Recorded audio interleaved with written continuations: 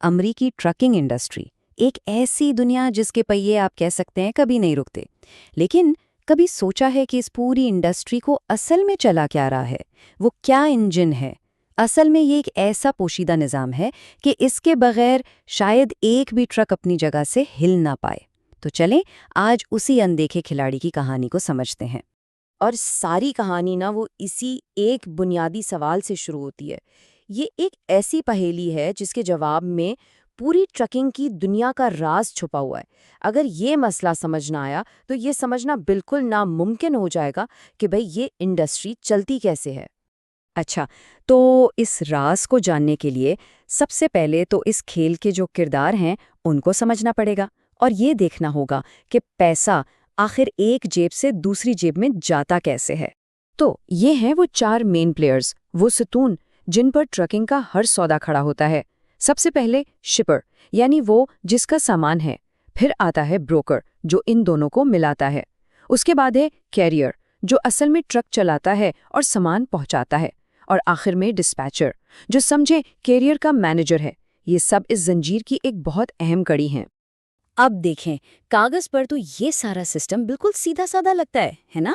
मतलब पैसा ऊपर से नीचे आ रहा है, शिपर ने ब्रोकर को दिया, ब्रोकर ने कैरियर को और कैरियर ने अपने डिस्पैचर को।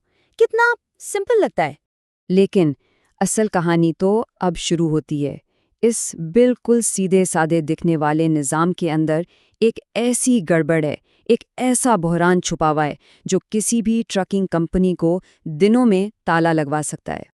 और ये है वो बहरान, 30 से 40 दिन, जी हाँ, काम खत्म करने के बाद कैरियर को अपनी मेहनत की कमाई के लिए 30 से 40 दिन तक इंतजार करना पड़ता है। पूरा 1 महीना या कभी-कभी उससे भी ज्यादा। तो फिर सवाल ये उठता है, और ये सबसे अहम सवाल है कि भाई एक ऐसा बिजनेस जिसके खर्चे तो रोज के हैं, क्या वो इतनी लंबी उधारी बर्दाश्त कर सकता है? क्या ये मुमकिन है? और जवाब बिल्कुल साफ है, बिल्कुल भी नहीं, एक लम्हे के लिए भी नहीं। क्यों?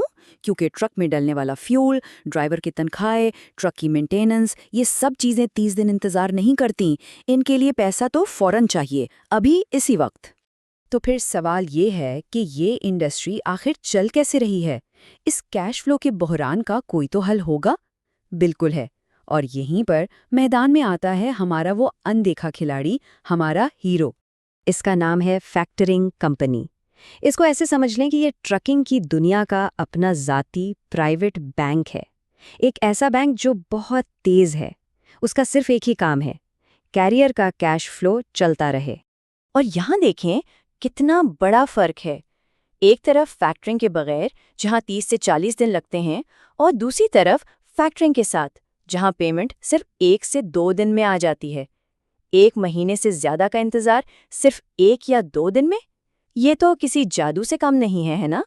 तो अब होता यह है कि पूरा सिस्टम ही बदल जाता है। कैरियर अपना काम खत्म करता है, इनवॉइस सीधा फैक्टरिंग कंपनी को भेज देता है। फैक्टरिंग कंपनी उसे फौरन पैसे दे देती है, 1-2 दिन में। अब जो वो 30 से 40 दिन का लंबा इंतजार है ना, वो सरदर्दी कैरियर की नहीं रही, वो अब फैक्टरिंग कंपनी की है।